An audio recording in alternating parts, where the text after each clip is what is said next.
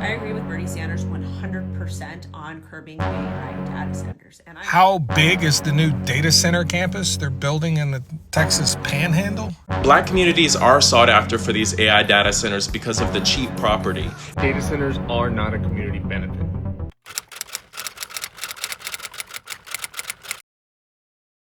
We're here at Penland Christmas Tree Farms, and I'm here with Steve, the owner. Steve, you're concerned about a data center coming in.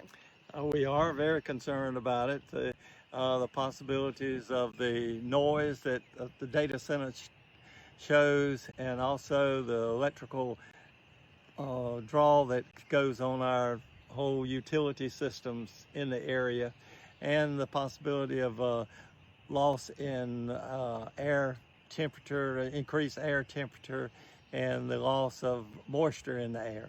And we were just talking about how close it's going to be. You can see his trees are literally right here. And Steve, can you point out to me where this is going to go?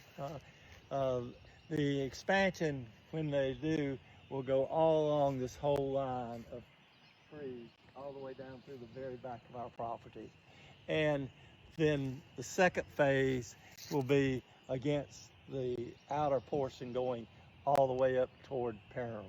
So that's incredibly close to your property. Yes, and it's going to be so tall. It's all going in an L beside the property. And you'll be able to see it once it's done. I will be able to see it. It'll be 80 feet tall, and that's higher than any buildings in York County that I know of.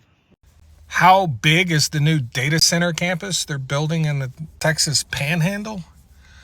It's the biggest one in the world. It will use as much power as all of the homes in the entire state of Texas combined times 2. It will use more power than 38 states. Not combined, but it will use more power than all of the power used in any one of 38 different states. The data center campus portion of it is, I believe, 18 million square feet. It will sit on a piece of ground that is 5 square miles.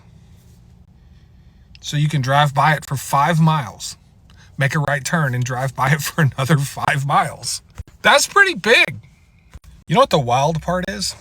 The company building it has no knowledge of data centers. Nope, not in the data center business. Project Matador. Look it up. Thanks. I agree with Bernie Sanders 100% on curbing AI data centers. And I'm somebody who does not agree with majority of Bernie's policies. I am very much pro-capitalism, pro-non-corporate capitalism. And that's how you give the power back to the people. Anyways, I'm always happy to agree and hear different perspectives because that's how we grow as humans. But Bernie Sanders says we need an immediate moratorium on AI data center construction. And he cites massive energy demands of AI centers as a threat to the grid, environment, and working people. He's 100% correct. It takes energy, it takes water, and it's taken jobs. He argues that AI and robotics will transform society, job losses, wealth power, and concentration for billionaires. That's 100% happening. All these job layoffs, a lot of them are due to AI. And UBI won't even fix this problem either at all. Basically, he goes on to say that AI needs to slow down a little bit so that workers, the general population, can catch up and we're all benefited equally. And I agree with that. But I still want to encourage you to learn more about how to profit off of AI because it's not going to stop anytime soon. So if you're getting yourself well-versed, you learn how to use it, you learn about how to integrate crypto into it because of the microtransactions, and just in general, it's going to help benefit you in the future. But I also agree that it does need to slow down because it is taking over and it's doing so in an unhealthy manner to the middle class, which includes upper, lower, and just regular middle class people. The developer behind a $1 billion plan to build a data center near Delaware City is not giving up without a fight. Plans for several data centers in Delaware have garnered backlash from residents who are worried about their potential impact on energy costs and the environment.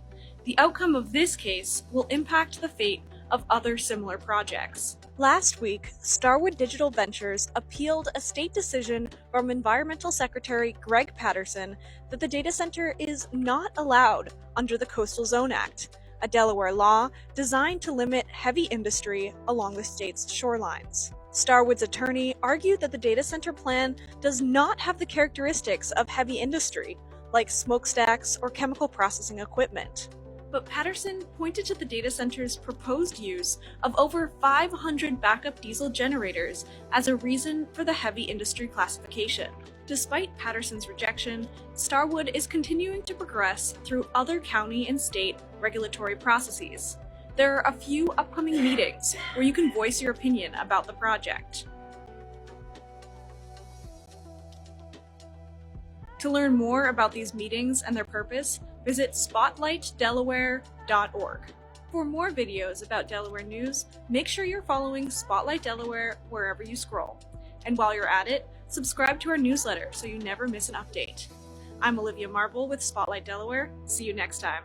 Black communities are sought after for these AI data centers because of the cheap property. And the cheap property is intentional because the US government systematically and intentionally undervalued the property in Black neighborhoods and the homes of Black homeowners so that they could decrease the wealth capacity of Black people in America, trying to keep Black people within this social underclass within society. A brand new $6 billion data center is coming to this quiet part of Independence, and the AI company behind it is already digging up the land. The data center would sit across the way from Mary and Howard Hoff's 8-acre property that they call their slice of heaven on Bly Road in Eastern Independence. For decades, their former cattle farm has been a place for baseball practices, bonfires, chili cookouts, and family reunions. But just beyond their fence line, that quiet is changing. Bulldozers now cut into the fields where kids once played as construction begins on the 400-acre AI data center. Nebius, a European AI company, wants to make Independence the home of its U.S. headquarters. They've already bought a plot of land from a Casey developer almost twice the size of Arrowhead Stadium, and they plan to reopen a nearby power plant at nearly 9 times its previous capacity. City leaders hail the AI data center as a multi-billion-dollar sign of progress. The Independence School District has become one major supporter, along with several labor unions. But the Hoffs and their neighbors see something else: the possible end of the life they worked toward for retirement. They worry about constant noise, bright lights, new power lines, unknown long-term health risks, and a potential huge decrease to their property values. The neighbors told me that no one from the city or the company ever came to talk with them directly. They'd never heard of an AI data center before Nebius arrived. They learned instead what was coming from crews moving dirt near their homes. Since then, they've packed city council meetings, joined an opposition group, and started to collect signatures for a petition to demand a public vote. Nebius has said that they will ensure light and noise levels stay within local and federal standards, and that their building model uses a lot less water than other similar data centers. But the Hoffs and their neighbors aren't sure they'll stick around long enough to see the center at its full power. Read more of our coverage on the data center at kansascity.com. My hometown is building the largest data center in the world. And normally, like when people say something like this, you'd be like, oh, that's a really interesting fact. Did you know that my hometown, with the exception of a single season, has been in a drought since 1997? Do you know what data centers need? Water. The data center that is being built outside of Amarillo, Texas, in Cass County, is going to be 5 miles on each side. 5 miles on each side of the complex. Yeah. And, you know, if Amarillo, Texas were just a place in the Panhandle, most people wouldn't care, except it's also a place that gets very, very hot. Sure, you get a couple of years where you're going to get a big snowstorm, it might freeze, whatever, but most of the time it's just super fucking hot and dry. Do you know where Amarillo gets its water? Sure, some of it comes from the reservoir at Lake Meredith, but the majority of the water that Amarillo and the surrounding Panhandle uses comes from the Ogallala Aquifer. That's right, an underground water source that stretches across the United States. That's where most of the water comes from because there isn't a lot of groundwater or rainwater. So this data center is going to be pulling water from the Ogallala Aquifer, a data center that uses more power than the entire state of Texas combined times 2. A data center that uses more power than 38 states.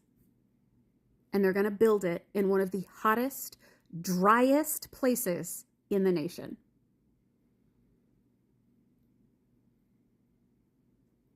Let's talk about the AI data center popping up in New Brunswick. There's a city council meeting this Wednesday, okay? So there was this whole area that was supposed to be used for a redevelopment plan. I'm talking mixed use, housing, offices, and most importantly, parks, okay? Then out of nowhere at the last council meeting, the council says, oh, by the way, pretty much all the parks are gonna be replaced by a massive 27,000 square foot data center. What the hell? Okay, cool. Now we gotta go through more permit processes, right? No, they're like, this is pretty much the same plan as before, so we're just gonna vote it through on the next Wednesday, right? That's where we come in to step up. We have public comment talking points online. This makes no sense because a data center is not a fucking park, right? It's not a fucking park. So there would need to be so many more zoning changes made for an industrial use like this. And we need to speak up. We need to speak out. You can RSVP at the link in our bio. And also, like I said, get talking points for this event. You know all these data centers that they're putting in? Yeah, I do. And the fact that a construction worker, someone who stands to make good money off this building boom, is looking at the numbers and saying, I don't think we can catch up, should tell you everything you need to know about where this is headed. Let me put what he just said into perspective for anyone who didn't catch it all. Crusoe is a company that is building a data center in Abilene, Texas, my home state, and phase 2 alone is 1.2 gigawatts. That's the electricity consumption of 1 million homes. One facility, one phase. Meta is also building one in the state over, Louisiana, that pulls the equivalent of 4 million homes. And those are just 2 projects. There are hundreds in the pipeline across the country right now. Here's the part that should stop everyone in their tracks. The grid, the actual physical infrastructure that carries electricity from power plants to your home, can't handle this. They've announced that 12,600 miles of transmission lines needs to be built or upgraded just to keep up with the projected 30% increase in demand over the next decade. Now, that's not a data center problem alone, but data centers are the single biggest driver. The estimated cost of a project like this, $60 billion just for the lines, not the power plants, not the substations, the lines. And he asked a question that more people should be asking, right? Where are they even, or what are they even using all of this for? Because most people hear the word data center and they think it's storing your photos and your emails. No, that's not what a 1.2 gigawatt facility is for. These are AI training centers. They're processing the compute load for the largest artificial intelligence models on the planet, owned by a handful of corporations, powered by your grid, and paid for eventually by your electric bill. So you've got a system that private companies are building facilities that consume the energy of entire cities. The public grid can't physically support it. $60 billion need to be spent on the infrastructure upgrades that ratepayers will fund, and the communities hosting these things get a few dozen permanent jobs and the privilege of watching their utility bills climb. Not to mention noise and water and all sorts of air pollution. That's the current model. Here's what nobody in the conversation is talking about yet, though. What if data centers didn't need the grid? I need you to let that sink in. Seriously. What if, instead of building 12,600 miles of new transmission lines to feed centralized mega facilities, the computing infrastructure generated its own power on site? No drawing from the grid, no transmission upgrades needed, no $60 billion bill that gets passed on to working families. Let me show you what that looks like. A company called EcoSync builds decentralized micro data centers, 2 acres per site. What you're seeing are compute units inside shipping containers with solar on every roof, tulip turbines around the perimeter of the site generating wind and solar simultaneously, on-site hydrogen production, sodium-ion battery storage. The entire facility produces more energy than it consumes and pushes the surplus back into the local grid. I think you need to hear that again. When these sites like this are built in your community, it doesn't take from the grid, it gives back to it, to your local community. There's no billion-dollar transmission line upgrades. There's no strain on your local power plant. There's no millions of gallons of water usage per day. This is a closed-loop system generating its own from the atmosphere, extracting that into and producing energy. No rate hikes on your electric bill to subsidize someone else's AI training facility. And because these are 2-acre sites distributed across communities instead of one massive campus consuming a gigawatt in a single location, there's no single point of failure. That is resilience that we need. No one town shouldering the load for the entire country's computing needs. Now, to his question again, what are they even using this for? Well, companies like EcoSync, they run on something called Vogon Cloud. And the philosophy behind it is called authentic intelligence.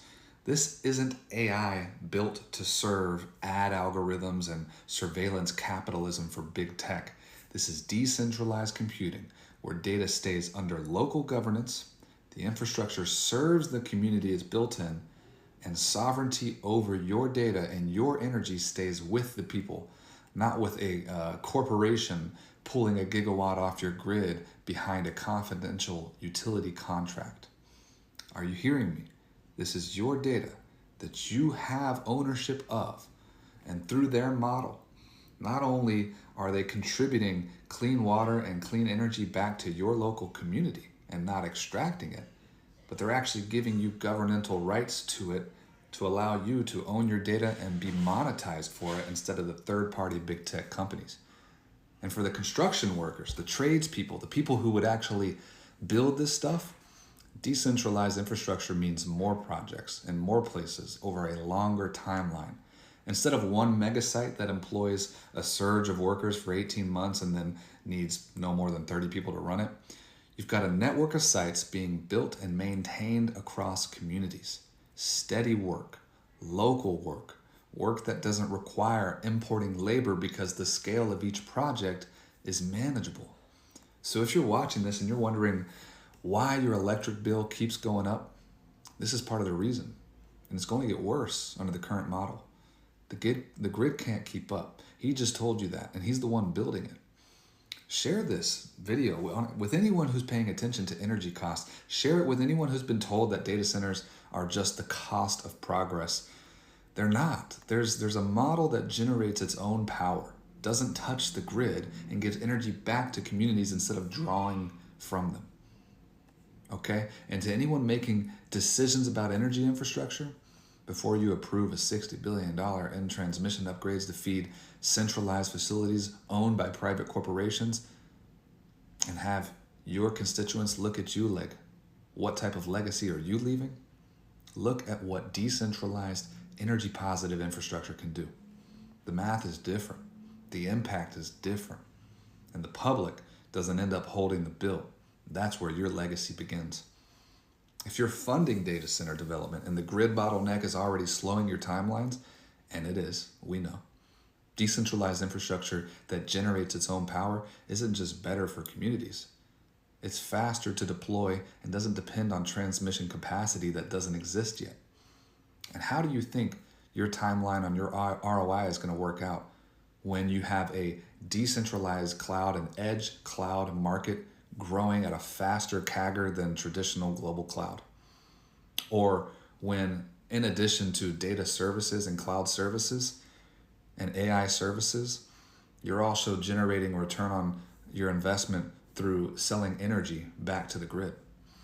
Come on now, let's think together. I want you to open your contact box, reach out to me. And to you, brother, at the beginning of this video, you're seeing this from the ground level, right?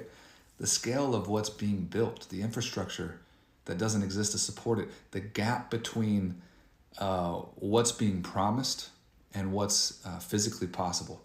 You asked the right question. The answer is that it doesn't have to work this way. DM me, man. I think your perspective is exactly what this conversation needs. And I mean, in conclusion here, guys, that they need 12,600 miles of new power lines and $60 billion just to keep the lights on for these things. Or, and hear me out, you build data centers that make their own power. The grid problem is not unsolvable. It is a choice. And right now we're choosing the most expensive, most fragile, most extractive version of it. And that doesn't have to be the answer. There's an answer that includes what I just said, plus a type of compute infrastructure that serves humanity, puts basic human rights first, puts the human identity first by allowing you to own your data and then monetize from it. That's a paradigm shift. That's flipping of the tables from the exploitative digital slave trade that we face today. Pretty easy choice if you ask me. We just need to spread awareness. So help me out. Thank you very much. Hello, Atlanta, Georgia. I am currently here in downtown Atlanta, specifically at 56 Marietta Street and Digital Realty. If you're familiar with the property at 713 Ralph David Abernathy, where the potential data center, data exchange, co-location hub could be coming, Digital Realty are actually the people or the company that will be buying the property to bring the data center there to that property. But they're not only the company that will be buying the property. At this location, 56 Marietta Street, there is also a data center. So yes, downtown Atlanta currently has a data center present in the middle of our city. And I'm here this morning to tour it, to ask questions, to be informed of just exactly how a data center operates, how this specific one is operating, and what are the plans for Digital Realty and others as they build or want to build data centers in Atlanta, Georgia. Data centers are not a community benefit. That is not something that we are making up or assuming. That is what these tech companies' own executives and attorneys are saying, and something that they have known for a very long time. Nobody really wants a data center in their backyard. I don't want a data center in my backyard. So you do get a lot of pushback, and you need buy-in from the community because you have to get permits to do that work. Data centers, once they are operational, don't bring a lot of jobs. They do on the construction side, but you're not really getting a ton of that community benefit from having a data center. That is why they enter into these contracts with municipalities through shell companies. That's why they have NDAs through negotiation, because they know nobody wants a data center in their backyard. That is also why we're seeing all across the country, states, counties, municipalities are trying to put legislation together to stop these, to block them, to cancel these contracts, because this is not something that is good for a community. It is a massive extractive force. It takes and takes and takes. And with the tax breaks they're given, it is like we are subsidizing the richest people to ever live. Now, if you're in El Paso and you're concerned about this, you're frustrated, you want more answers, join us for the People's Town Hall, which will be March 7th at 11 a.m. at the EPCC ASC boardroom. We will hear from city, county, state representatives on how we got to this point, what this means for us, and what can we do about it. There's a link in our bio. DM us if you have any questions, and we will see you there. Take a listen to this video about data centers and our drinking water. And the truth is, guys, we don't know what's coming here to Cameron County because they're all behind NDAs and backdoor deals. Take a listen. There's really no such thing as a closed loop system. It's still picking up water. That water in a closed loop system is being contaminated. It's picking up anti-corrosives, anti-scaling agents, biocides, and then what is happening is that water gets what's called blowdown. It gets blown back down into the aquifers or the rivers, or like what Ohio EPA is just right now allowing, they just dump it right back into the river. The water treatment facilities are not capable, they do not have the filtering media, and they are not capable of filtering those particular types of corrosives. And so that just makes its way down into our aquifers. And most of these communities are small towns and farming communities that have wells set on aquifers. So this water it's this gray sludge basically is not being cleaned, it's not being filtered, and it's being dumped right into our drinking water, or it's being dumped into a water treatment facility center that cannot handle that kind of load. Data centers are getting paused all over the U.S. right now. This is the AI Roundup, and I just searched data center moratorium in the news tab, and look at all these articles. This goes on for a while. North Carolina, Michigan, Colorado, to name a few. And it looks like it is getting harder for data center developers to just quietly walk right into a community without any sort of scrutiny. A year ago, even 6 months ago, you would not see this. And now cities and counties are taking a break to research AI data centers before they take any action. Now, I know this has got to be frustrating for people who live where these are popping up at the speed of light. Texas, for example, is the #2 state for these. The reality is, for some cities, the people elected, remember, I said elected to represent you, they've already got their mind made up. They've signed the NDAs, and they're going to approve that project no matter what, because they want to make the town a data center town, no matter the cost. But they can't say anymore that they don't know or try and talk down the impact of these facilities, because the word's out already all across the country. This is a story about why community involvement matters. This does not happen without communities demanding transparency and action from their elected leaders.